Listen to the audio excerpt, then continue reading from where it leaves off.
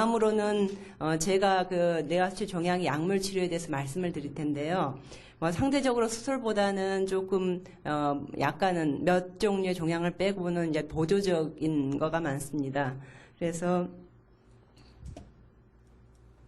넘어갈 때 어떻게 넘어가지? 그래서 이제 약물로 치료하는 종양이 딱 두 종류에 나머지는 무조건 다 수술입니다. 이게 발견이 되면은 아주 작아서 아무 문제를 안 일으킬 때는 우리가 두고 보고요. 그다음에 이제 크다 싶으면 커서 문제를 일으킨다 싶으면은 수술을 대개는 합니다. 근데 우리가 수술을 하지 않고 약물로 치료하는 질환이 있어요. 그래서 이제 수술을 굉장히 두려워하는 분들에게는 좋죠. 근데 어떤 거냐면은 아까 강의에서도 나왔었어요. 여러 차례. 아까 뭐 유주분비 나오고 이런 거 보셨죠. 여자들은 이제 월경이 되게 문제가 생겨요. 그래서 임신이 안 되고 남자들은 이제 발기부전이랄지 성기능 장애가 생깁니다. 그래서 유주분비 호르몬 이게 영어로는 프롤락틴이라 그러는데 프롤락틴을 분비하는 뇌하수체 종양을 프롤락틴 선종이라고 우리가 보통 말을 해요. 영어로는 프롤락티노마라 그러는데 그 종양하고 그다음에 이제 아까 그 막 키 큰 사람도 보여줬고 손발 커지는 그 말단비대증 있잖아요. 그것을 일으키는 그 뇌하수체 선종을 그냥 우리가 임상 양상을 이제 우리가 말단비대증이라 그러는데 그로스 호르몬을 분비하는 뇌하수체 선종 이 두 가지가 약물 치료 약물이 있는 종양이 되겠습니다. 그래서 프롤락틴 선종은 우리가 이제 두 가지 정도 약을 되게 사용을 합니다. 그래서 카베골린이라는 약이 있어요. 도스티넥스라고 그래가지고 이 뭐 조그만 알약인데요. 이것을 일주일에 한두 번, 조그만 거 일주일에 한 알, 두 알, 이런 식으로 먹어요. 근데 종양이 굉장히 그 치료 효과가 좋습니다. 그 다음에 이제 옛날에 쓰던 약이 펠로델이라 해서 여자들 왜 그 아기 낳고 나서 이제 수유하다가 중단할 때 우리가 젖 말리는 약이라 쓰는 게 펠로델이라는 약이었어요. 근데 이게 이제 옛날에 썼죠. 그래서 지금도 뭐 쓰긴 씁니다만은 대부분은 이제 요즘에는 카베골린으로 많이 바뀌었습니다. 그래서 하루에 한두 알씩 먹는 겁니다. 치료 효과는 어떠냐? 굉장히 좋아요. 그래서 그 수치, 아까 프롤락틴 수치도 떨어뜨리고 종양도 이렇게 많이 크기를 줄여요. 그래서 호르몬 수치와 종양 크기를 둘 다 줄일 수 있는 약물이고 그다음에 종양이 크면 클수록 효과가 좋아요.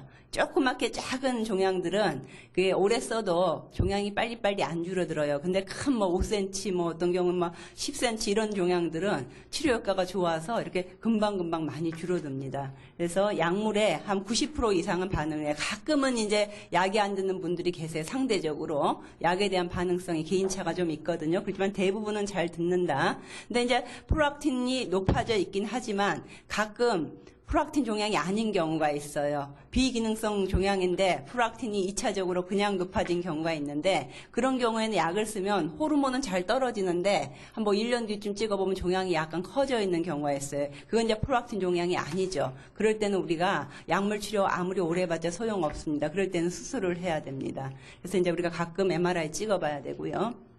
얼마나 오래 하느냐 이게 이제 문제예요. 약을 쓰면 아까 90% 이상 반응이 좋다 그랬는데 이게 기약이 없어요. 너무 지겨워요. 대개는 약을 끊으면 다시 수치가 올라갑니다. 그래서 5년, 10년 더 그 이상도 써야 되기 때문에 잘 듣긴 한데 너무 병원을 오래 다녀야 되니까 이제 지겨운 병이 되겠습니다.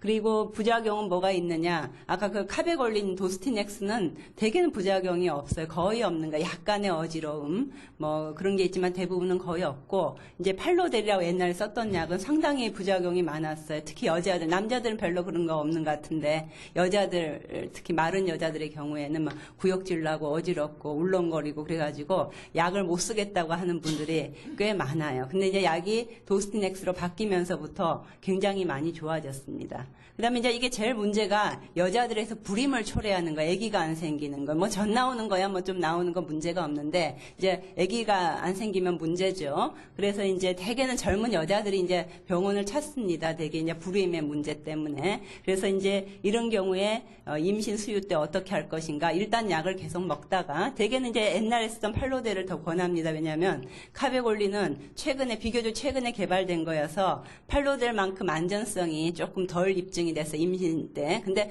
그래도 썼을 경우에 큰 문제 없다. 이런 정도의 보고는 있고요. 그래서 팔로델을 쓰면서 임신을 해서 임신을 시도하다가 임신이 되고 나면 그냥 안 먹습니다. 그리고 수유 기간까지 계속 안 먹다가 이제 애 다 먹이고 나서 하면서 다시 생리가 안 돌아오면 그때부터 또 다시 시작을 하는 거죠. 그래서 되게 뭐 보통 사람들이 다 뭐 아기 낳고 그런데 아무 문제가 없습니다. 치료만 잘 받으면은. 그리고 가끔은 이제 임신 중에 종양이 커지는 경우가 있다고 그러는데 저는 사실은 경험한 적이 없어요. 그러니까 치료를 잘 받다가 임신을 하게 되면 그것 때문에 아기 뭐 임신 중간에 종양이 커져가지고 막 수술을 받아야 되고 그런 경우는 우리나라에는 그렇게 흔치 않은 것 같습니다. 교과서적으로는 있어요. 뭐 옛날에 종양이 굉장히 큰데 모르고 지내고 그러다가 뭐 임신 중에 뭐 더 커져가지고 뭐 그럴 수 있다 그러는데 우리나라에 다 치료를 잘 받기 때문에 그런 경우가 많지는 않고 이제 제가 말씀드렸듯이 프로락틴 종양은 굉장히 특히 남자들에서 그래요. 여자들의 프로락틴 종양은 작아요.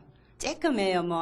뭐 몇 미리, 뭐 1cm 이러는데 남자들은 되게 이제 뭐 유죽분비 같은 것도 없고 생리장애도 없잖아요. 남자들은 그냥 지내다가 성기능 좀 떨어진 것들은 남자들은 병원에 잘 안 가는 것 같아요. 그러다가 종양이 너무 커지면 뭐 눈이 안 보이고 그래가지고 이제 병원 가면 여기도 막 이게 종양이 아래로 이렇게 목 부분까지 내려오고 위쪽으로 여기 뇌 위에까지 파고들고 막 이렇게 거대 종양 이것을 거대 프로락틴 종양이라고 그러는데 이런 게 있었어요. 그래서 이거는 프로락틴 종양으로 우리가 진단 붙이면 수술을 안 하고 그냥 약물을 쓰기 시작합니다. 그러면 쓰고 나면 한 2년 되면은 여기 조금 남아있고 여기 조금 남아있고 다 없어졌어요. 이게 수술로 제거가 된 게 아니고요. 약만 썼을 뿐인데 이렇게 좋아집니다. 그러니까 이런 경우에 우리가 진단을 잘 못 붙이고 수술을 하게 되면 이 수술로 다 제거가 안 돼요. 그래서 뭐 옛날에 뭐 수술도 하고 방사선 치료도 하고 막 그랬거든요. 근데 요즘은 저희들이 이 종양이 굉장히 잘 듣는다는 거 알면서부터 약물 치료만 하게 되면은 수술 부작용 같은 것도 많이 피할 수 있고요. 그래서 꽤 좋습니다. 이것도 마찬가지. 이렇게 큰 종양이 있어서 여기 요 위에까지 그랬는데 뭐 쓰고 나니까 그다음에 여기 조금 남고 여기 조금 남고 그래서 거의 없어요. 그러니까 약만 써도 이렇게 좋다는 거죠. 그래서 약으로 치료가 잘 되는 병이다. 그 다음에 이제 말단비대증도 또 치료 약물이 있는데 소마토스타틴 유사제라고 그래서 주사로 맞는 게 있어요. 그래서 대개 한 달에 한 번 정도 주사를 맞습니다. 산도스타틴, 뭐 소마툴린, 또 이제 곧 있으면 나오는 시그니포 뭐 이런 주사제를 한 달에 한 번 맞으면 되는데 이것도 역시 성장 호르몬을 이제 수치도 줄여주고 종양 크기도 줄여주고 그래서 좋긴 좋은데 아까 그 프로락틴 선종에 비해서 약물 치료 효과가 아까 뭐 90% 이상이라 그랬는데 이것은 치료 효과가 제 생각에 한 60, 70%? 그러니까 반응을 좀 잘 안 하는 사람들이 있어요. 하더라도 조금 적게 하고 그래서 치료 반응 효과가 사람에 따라서 이것도 차이가 꽤 많다. 그래서 한 50%, 70% 정도 한다. 그 다음에 이제 이건 또 뭐냐면 약값이 너무 비싸요. 나중에 나오겠지만은 한 번 맞는데 뭐 용량에 따라서지만 뭐 한 바이얼에 뭐 150만 원, 200만 원 이런 식이에요. 그러니까 어때요 가격이? 도스티넥스는 뭐 10,000원이 안 되거든요. 그러니까 약값이 엄청 비싸요. 그래서 우리나라 보험 그 체계에서는 수술을 안 하고 약부터 쓰기 시작하면 인정을 안 해요. 왜냐하면 이게 오랫동안 해야 되는 거니까 그 약값이 엄청나잖아요. 그래서 처음부터 쓸 수는 없어요. 수술하고 나서 종양이 남아있을 때 그때만 우리가 이제 보험을 이렇게 적용을 해서 쓸 수 있는 약이 되겠습니다.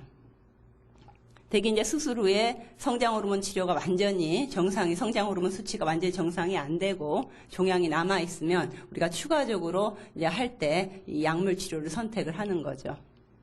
그래서 이제 이것도 언제까지 할 거냐?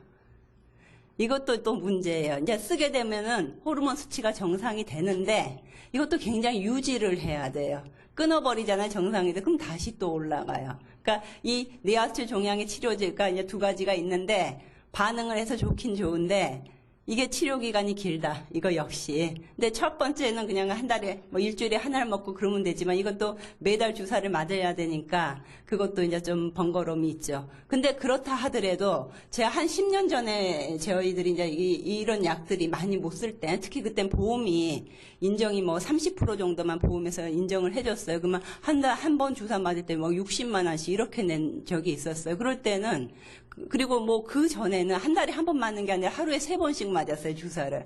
그럴 때 뭐 도저히 치료가 잘 안 되는 거예요. 약값도 너무 비싸고 하루에 3번씩 주사 맞는 것도 너무 힘들고 그래서 뭐 이게 말단비대증을 정말 그 수술로서 완전히 제거가 안 될 때는 굉장히 골치가 아픈 병이었는데 그때를 생각하면서 지금을 생각하면은 지금은 너무 좋아졌다. 한 달에 한 번 주사 맞고 그것도 뭐 10만 원 내외에서 주사를 맞을 수 있고 그러니까 그건 할만하잖아요. 그 옛날에 비하면은. 그래서 옛날에 비하면은 이 의료 기술이 발달하면서 상당히 우리가 조절을 잘 하게 됐다는 것을 이제 여러분들께서 이해를 하시면 되겠습니다. 약값이 좀 비싸고 수술 안 바꿨을 땐 보험 인정이 안 되고 주사를 맞기 위해서는 또 병원 좀 가야 되고 뭐 이런 불편함이 있어요. 또 이제 부작용으로는 당뇨병이 같이 있는 경우에 혈당이 좀 악화된다거나 일시적으로 뭐 설사가 좀 생긴다거나 담석증이 좀 올 수 있다고 돼 있지만 담석증도 뭐 생길 수는 있다 그러지만 크게 문제는 되지 않습니다. 이건 넘어가도록 하고요. 아까 그 뇌하수체에서 선생님들께서 여러 호르몬들이 분비된다 그랬잖아요. 앞쪽에서 6개, 뒤쪽에서 2개에서 토탈 8개의 호르몬이 분비돼요. 그러니까 뇌하수체 이제 종양을 이렇게 제거를 잘 하고 나면은 되게 이제 아무 문제도 안 생길 수 있어요. 근데 경우에 따라서는 뇌하수체 그 정상 뇌하수체가 근데 수술 전부터도 그래요. 종양이 처음부터 굉장히 크고 오랫동안 큰 종양이 있을 경우에 뇌하수체 기능이 떨어지는 수가 있어요. 그것을 뇌하수체 기능 저하증이라고 하는데요. 그러면 그 8가지 호르몬 중에서 필수적인 호르몬들이 있거든요. 그런 것들은 우리가 어떻게 해줘야 될까요? 보충을 해줘야 되겠죠. 안 그러면 호르몬 부족증의 이제 증상을 우리가 경험을 하는 거니까 뭐 증상은 조금은 사실은 애매모호해요. 그냥 무기력하고 뭐 입맛이 좀 없을 수도 있고 피곤하기도 하고 성기능 장애가 오면은 뭐 생리장애, 성기능 장애 또 성장 호르몬이 부족하면은 성장 장애 뭐 그런 것들이 이제 오는 겁니다. 조금은 애매모호해요. 그래서 이제 진단은 아까 말씀했으니까 아까 피 검사를 해서 호르몬을 하고 뭐 또 입원해 갖고 자극 검사를 해서 호르몬 부족을 진단을 붙이기도 하고요. 그래서 어떻게 하느냐? 부족한 호르몬을 보충을 해준다. 뭐 그렇게만 아셔도 되겠습니다. 사실은 지금 약물 드시는 분들도 여기 계시는 것 같아요. 그래서 부신 기능 저하증에 우리가 이제 쓰는 약이 히드로코티존이라는 약이 있어요. 그냥 매일 아침에 뭐 한 알. 뭐 오후에도 또 막 반알, 아침에 뭐 한 알, 2알, 오후에 뭐 반알, 한 알 뭐 이렇게 먹는 약이 되겠습니다. 이 약이 사실은 굉장히 중요한 약이에요. 다른 약은 안 먹어도 당장 큰 문제가 없는데 이 약은 안 먹게 되면은 막 바로 잘못해서 뭐 감기 몸살 걸렸다고 해서 이 약을 먹던 걸 안 먹어버리잖아요. 밥을 안 먹으니까. 그러면은 갑자기 막 구토를 하고 막 배가 아프고 막 그래서 막 거의 쇼크 상태로 응급실에 실려가는 수가 있어요. 그래서 히드로코티존 먹는 분들은 이 약은 다른 약은 안 먹더라도 이 약은 꼭 챙겨서 드셔야 되겠습니다.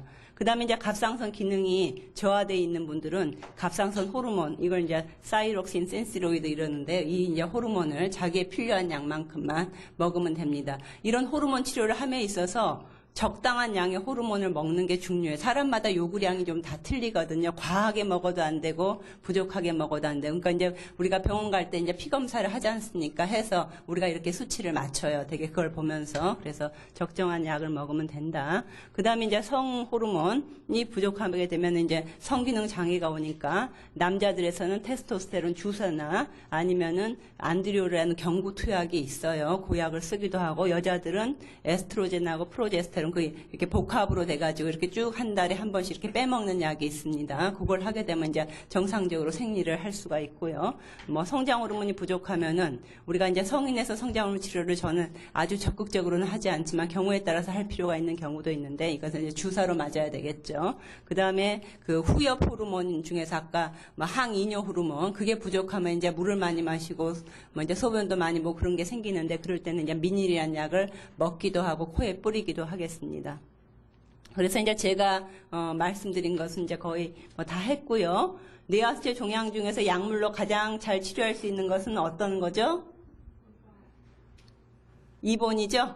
프로악틴 분비 종양 이걸로 진단 붙이면 약 먹어도 된다. 그 다음에 뇌하수체 기능 저하증으로 호르몬 먹고 있는데 감기 걸려서 입맛이 떨어져서 밥도 먹기 싫고 그럴 때 그래도 꼭 먹어야 될 호르몬은 어떤 거예요? 4번.